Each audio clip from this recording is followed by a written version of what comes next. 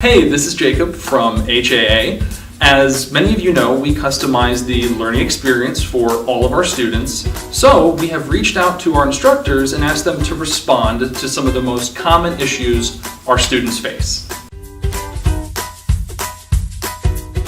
If you're having trouble practicing, that could be maybe because you're trying to do too much per day. So what I would do is try to stick to every single day, but do it for 3 minutes, 5 minutes, kind of like you brush your teeth, and just make it a routine. And you might progress slowly, but you're not going to lose interest.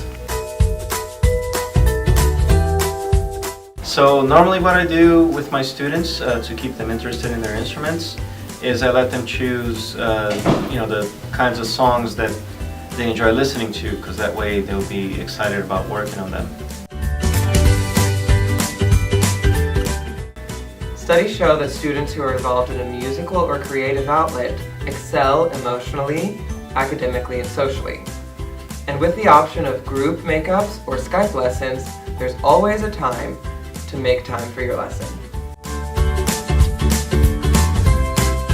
I find over the years here, a lot of students are oversubscribed with a lot of activities.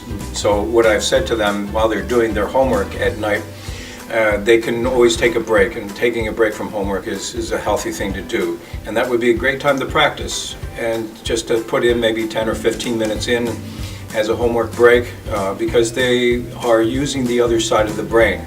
So while you're practicing, you're resting the one side of the brain that does the math and the science, English, etc.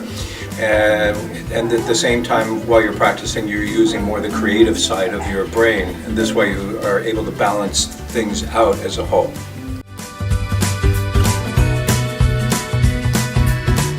So a lot of times my students will have like a long day at school, or they'll have just come from soccer practice and band practice and et cetera, and we understand that you have a lot going on.